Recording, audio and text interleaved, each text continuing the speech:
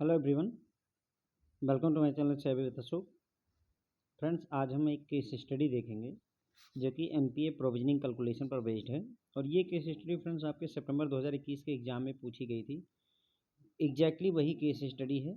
एक मित्र ने हमारे जो है भेजा था हमको पूरा डिटेल जो है, और काफ़ी कंट्रोवर्शियल केस स्टडी रही है। काफ़ी लोगों ने क्वेश्चन को क्लेम किया कि आंसर मैच नहीं हो रहे थे, तो उसी केस स्टडी को मैं आज आपको सॉल्व करके दिखाऊंगा।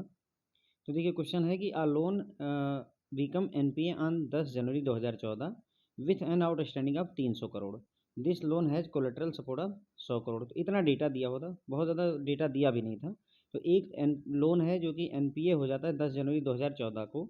उसमें कुल मिलाकर के आउटस्टैंडिंग उस समय कितनी थी? 300 करोड़। और साथ ही साथ उसमें कोलेटरल जो है, यानी कोई चीज़ मॉर्गेज वगैरह जो की गई थी, उसकी वैल्यू 100 करोड़ रुपए थी। अब आपसे क्वेश्चन जो पूछा गया था, from which date the bank would create NPA provision for this account. अब सबसे पहला सवाल है कि बैंक किस डेट को एनपीए का प्रोविजन क्रिएट करेगा? 31 मार्च, 31 जनवरी, 1 मार्च या नन? तो देखिए, इसमें सिंपल सा लॉजिक ध्यान रखिएगा कि जब भी अकाउंट एनपीए होगा, कितनी तारीख को हो वो देख लीजिए, 10 जनवरी 2014 को। 10 जनवरी 2014 को अगर लोन अकाउंट आपका एनपीए हुआ है, तो ये जिस क्वार्टर में है, जिस भी क्वार्टर में पड़ेगा, हमारे 4 क्वार्टर होते हैं ना। पहला क्वार्टर कौन सा होता है?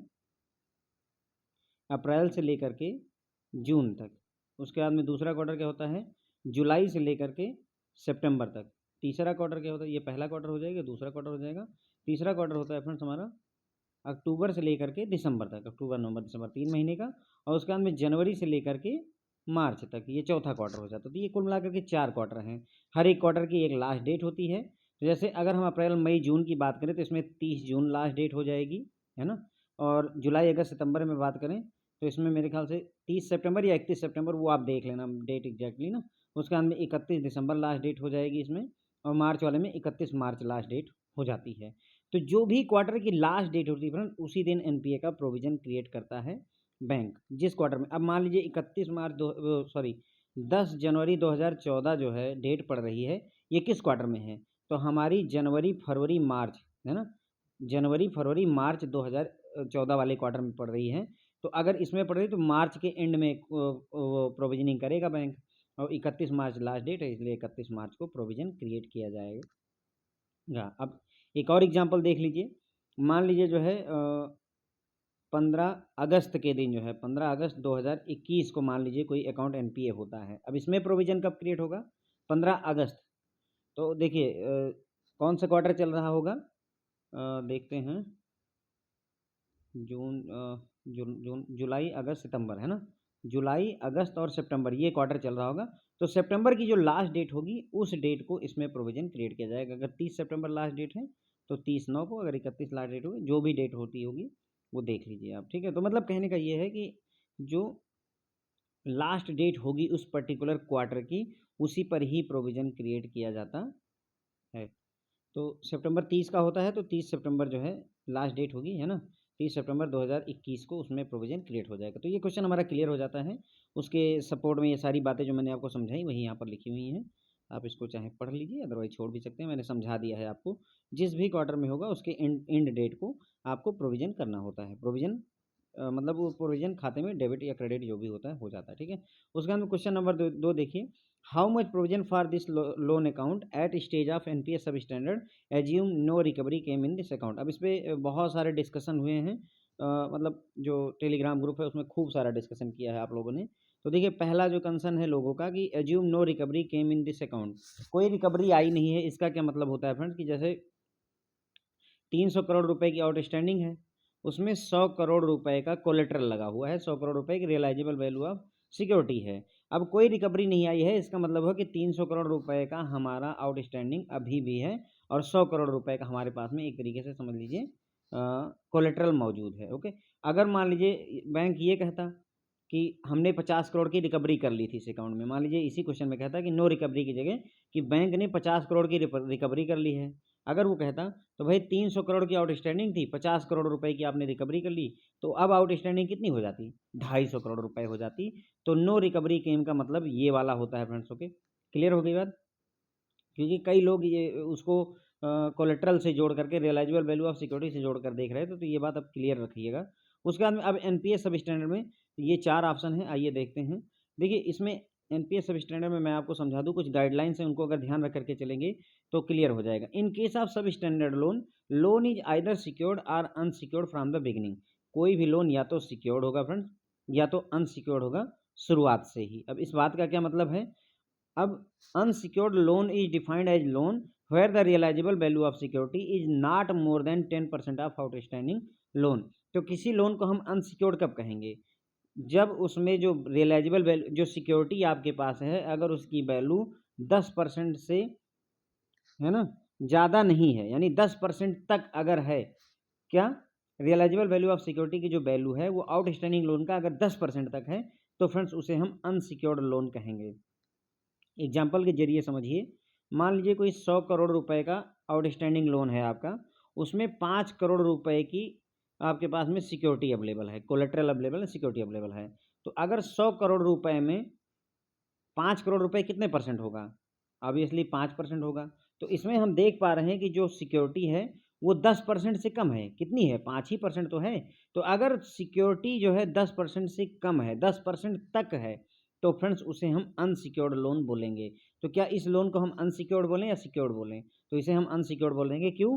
क्योंकि 100 करोड़ रुपए के लोन में केवल 5 करोड़ रुपए ही ऐसा है फ्रेंड्स जो कि जो कि आपको सिक्योरिटी के तौर पर दिया गया है। अब अगर दूसरा एग्जांपल देखिए, मान लीजिए कोई 200 करोड़ रुपए का लोन है और उसमें किसी कस्टमर ने 10 करोड़ रुपए आपको सिक्योरिटी के तौर पर दिया है, एक कस्टमर ने, और दूसरे कस्टमर को आपने 200 करोड़ का लोन दिया और उसने आपको मान लीजिए 40 करोड़ रुपए सिक्योरिटी के तौर पर दे दिया। तो अब ये सब स्टैंडर्ड सिक्योर्ड है कि अनसिक्योर्ड है, कौन सा क्या है, ये पता करना है। तो देखिए 200 करोड़ रुपए है, इसका अगर 10 करोड़ कितना होगा? 10 करोड़ की जो सिक्योरिटी कितने परसेंट है? तो ऑब्वियसली हमको निकल कर आ रही 5% है। और यहाँ पर 200 करोड़ रुपए में 40 करोड़ कितना होगा? 20% होगा। 200 करोड़ का 40 करोड़ 20% होगा। तो अगर 10% या 10% से क्या कहते हैं? अगर 10% या 10% से कम है ना? तो उसे हम अनसिक्योर्ड कहते हैं। तो इस लोन को, जो इस कस्टमर को आपने लोन दिया है, 200 करोड़ का लोन दिया और उसने 10 करोड़ रुपए की आपको सिक्योरिटी दे रखी है, इसे हम सब स्टैंडर्ड अनसिक्योर्ड शुरू से ही मान लेंगे। पूरा का पूरा लोन अनसिक्योर्ड मान लिया जाएगा 200 करोड़ रुपए का ही। ओके।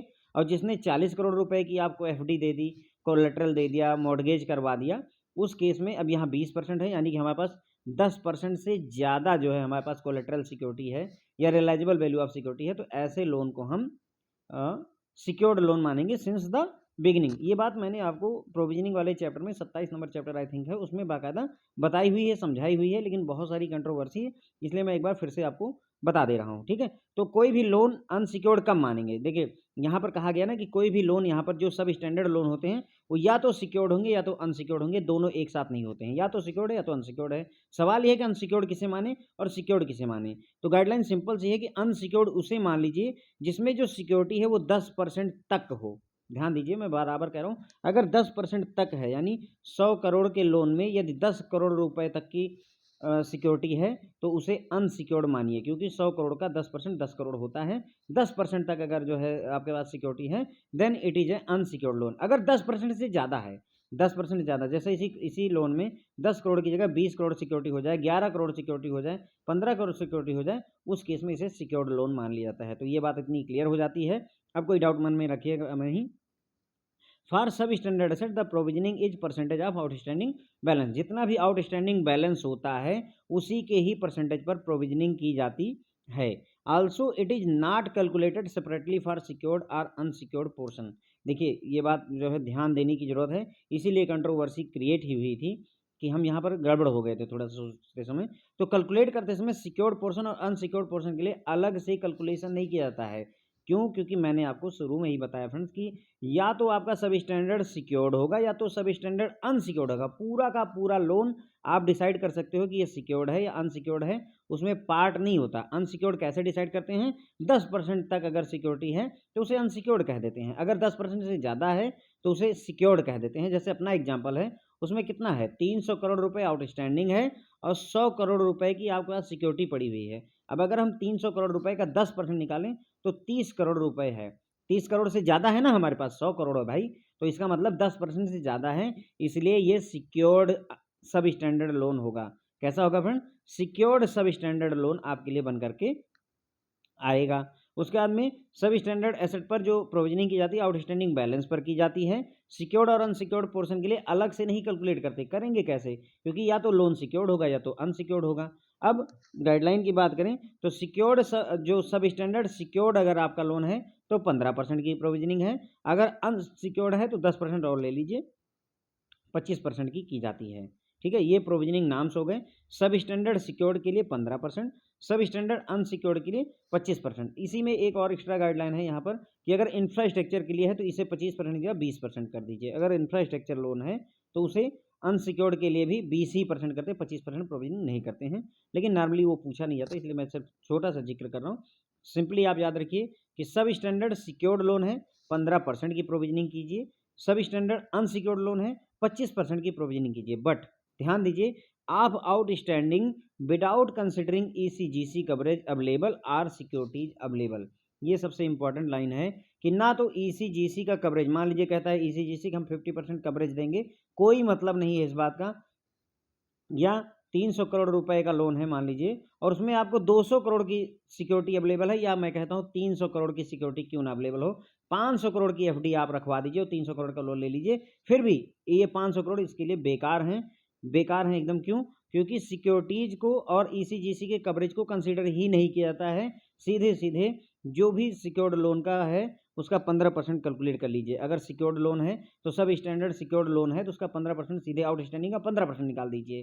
क्लियर हो गई बात? ये फ्रेंड्स सब मेरे ख्याल से समझ में आ गया होगा कि ना तो ईसीजीसी कवरेज को इसमें कंसीडर करते हैं और ना सिक्योरिटी अवेलेबल को। कहने का मतलब ये हुआ कि अगर जैसे हमारा हमारा जो क्वेश्चन है उसमें 300 करोड़ का लोन है, उसमें 100 करोड़ रुपए की realisable value of security available है मान लीजिए, या कोलेट्रल अवेलेबल है, तो इसको कंसीडर करने की जरूरत ही नहीं, सीधे 300 करोड़ रुपए का सिक्योर्ड है या अनसिक्योर्ड, इस बात का जवाब केवल देख लीजिए, सिक्योर्ड है या अनसिक्योर्ड। देखिए यहाँ क्वेश्चन को भी साथ साथ लिए चलते हैं।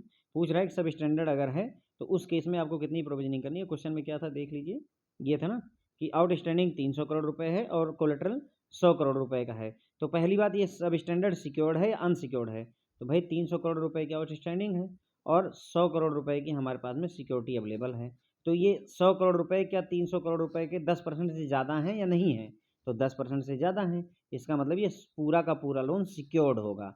पूरा लोन 300 करोड़ रुपए का सिक्योर्ड जो है, सिक्योर्ड सब स्टैंडर्ड लोन होगा। उस पर कितने परसेंट की प्रोविजनिंग करते हैं? 15% की प्रोविजनिंग करते हैं। लेकिन हम वहाँ पर ना तो ईसीजीसी कवरेज को लेते हैं, ना ही कोलेटरल सिक्योरिटी को लेते हैं।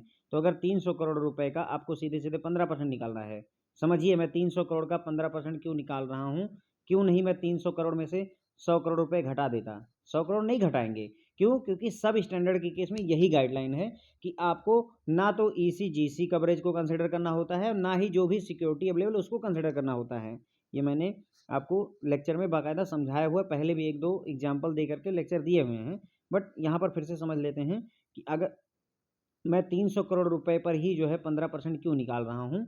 क्यों? क्योंकि मैं ना तो कोलेटरल को ले सकता हूँ, मैं यही तो कह रहा हूँ कि अगर मान लीजिए 100 करोड़ नहीं, यहाँ 300 करोड़ रुपए की कोलेटरल अवेलेबल होती तो भी इसके लिए ये बेकार ही है, क्योंकि हमें कोलेटरल को यानी रियलाइजेबल वैल्यू ऑफ सिक्योरिटी को कंसीडर करना ही नहीं है। अगर इसी क्वेश्चन में ईसीजीसी 100% कवरेज प्रोवाइड कर दे, यानी 300 करोड़ रुपए में 300 करोड़ रुपए ईसीजीसी कवरेज दे देगा, फिर भी उसको कंसीडर नहीं करना है। आपको आउटस्टैंडिंग बैलेंस लीजिए, उसका 15% या 25% निकाल लीजिए। अब 15% कब निकालना है और 25% कब निकालना है, वो हम करेंगे सिक्योर्ड है कि अनसिक्योर्ड है। क्योंकि हमारा क्वेश्चन सिक्योर्ड लोन का है, सिक्योर्ड सब स्टैंडर्ड है, इसलिए 15% कैलकुलेट कीजिए। 300 करोड़ रुपए का 15% 45 जो है करोड़ रुपए निकल करके आएगा और यही आपका आंसर होगा। काफ़ी सारे लोगों ने सही आंसर भी दिया है इसका। बहुत सारी कंट्रोवर्सी रही, थोड़ा बहुत मुझे भी कन्फ्यूजन रहा है, उसके लिए मैं माफ़ी चाहूँगा कुछ कन्फ्यूजन की वजह से। लेकिन अभी मैंने जितना मतलब ढूँढा, समझा और जाना, उसके हिसाब से इसका 45 करोड़ रुपए आंसर होगा। आप लोग भी, ये मैंने पूरा डिटेल दी हुई है, आप लोग भी देख लीजिए। अगर कोई इसके अलावा फिर भी आपको लगता है कि नहीं ये गलत है, तो मुझे एक बार जो है कमेंट सेक्शन में बताइए। मैं फिर से एक बार चेक कर लूँगा, लेकिन जितना मुझे समझ में आया उसके हिसाब से यही इसका आंसर होगा। ये जो मैंने आपको जितनी बातें बताई है फ्रेंड्स, वो वही बातें यहाँ पर लिखी हुई हैं और आंसर आपका यही आ जाएगा फ्रेंड्स, ओके। 45 करोड़ रुपए निकल कर के आएगा। उसके बाद में अब हम बात करते हैं क्वेश्चन नंबर 3, 4 और 5 की। वो डाउटफुल कैटेगरी से रिलेटेड है। यहाँ डाउटफुल के केस में फ्रेंड्स सिक्योर्ड और अनसिक्योर्ड पोर्शन का अलग अलग कैलकुलेशन किया जाता है, अलग अलग कैलकुलेशन यहाँ किया जाता है। लेकिन जो हमारा सब स्टैंडर्ड होता है उसके केस में या तो लोन पूरा का पूरा सिक्योर्ड होगा या तो लोन पूरा का पूरा अनसिक्योर्ड होगा, अलग अलग पोर्शन के लिए कैलकुलेशन नहीं किया जाता है। अब प्रोविजनिंग देख लीजिए, अगर डाउटफुल 1 है तो 25% सिक्योर्ड पर, अनसिक्योर्ड पर 100%, डाउटफुल 2 है तो 40%, ये अनसिक्योर्ड पर 100% हर जगह है। डाउटफुल 3 के केस में आप सीधे सीधे 100% दोनों पोर्शन पर कर देते हैं। अब इसी पर आधारित हमारे क्वेश्चन है ये। देखिए हमारा टोटल आउटस्टैंडिंग 300 करोड़ का है, उसमें से सिक्योर्ड 100 करोड़ है, तो अनसिक्योर्ड कितना बचा 200 करोड़। देखिए है ना, टोटल लोन कितना है हमारा 300 करोड़ आउटस्टैंडिंग है, उसमें से 100 करोड़ रुपए कोलेटरल यानी ये सिक्योर्ड पोर्शन हो गया 100 करोड़ का, और बचा कितना 300 करोड़ में से 100 करोड़ अगर आपका सिक्योर हो गया तो बचा 200 करोड़ अनसिक्योर्ड है। यानी टोटल 300 करोड़ में से 100 करोड़ रुपए तो आपने सिक्योर कर लिया, अगर बेचेंगे उस चीज़ को तो 100 करोड़ मिल जाएगा, तो 100 करोड़ तो बच गया आपका, लेकिन 200 करोड़ रुपए अभी भी सिक्योर्ड नहीं है, अनसिक्योर्ड हो गया। तो वही बात यहाँ पर लिखी गई, आउटस्टैंडिंग सिक्योर्ड 100 और अनसिक्योर्ड 200। अब डाउटफुल पूछा जा रहा है कि एनपीए अगर आपका डाउटफुल 1 कैटेगरी में है तो प्रोविजनिंग कितनी करनी होगी। तो देखिए अगर आपका डाउटफुल 1 कैटेगरी में है 100 करोड़ रुपए सिक्योर्ड है, 200 करोड़ रुपए अनसिक्योर्ड है। कैसे लिखा मैंने वो आपको बताया कि कुल 300 करोड़ रुपए का लोन था, उसमें से 100 करोड़ रुपए का तो आपको कोलेटरल ही दे रखा है, तो 100 करोड़ रुपए जो कोलेटरल है वो आपका सिक्योर्ड हो गया।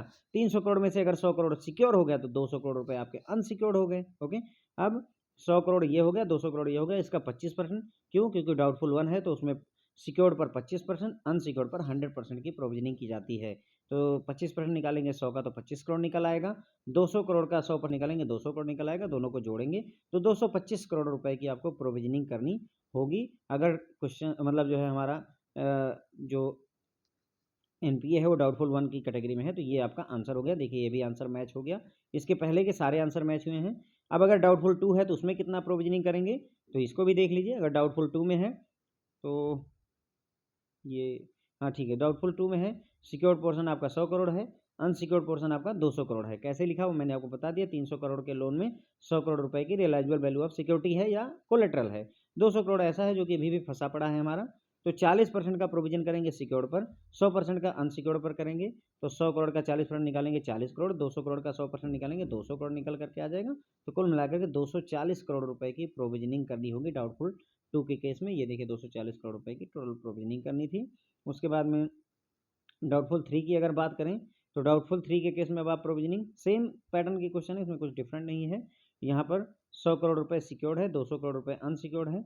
इस केस में डाउटफुल 3 में 100% प्रोविजनिंग दोनों केसेस में करते हैं, 100 करोड़ का 100% 100 और 200 करोड़ का 100% 200, कुल मिलाकर के 300 करोड़ रुपए की प्रोविजनिंग हो जाएगी। अगर आप ऑप्शन देखेंगे तो यहाँ पर 300 करोड़ कहीं नहीं लिखा है, लेकिन नन लिखा हुआ था, तो 300 करोड़ रुपए नन वाला आपका ऑप्शन हो जाएगा। तो ये हो गए फ्रेंड्स आपके पाँचों क्वेश्चन और उनके आंसर। बहुत ज़्यादा मतलब कंट्रोवर्सी मची हुई थी, लेकिन आई होप कि मैंने इसका आपको सही आंसर दे दिया है।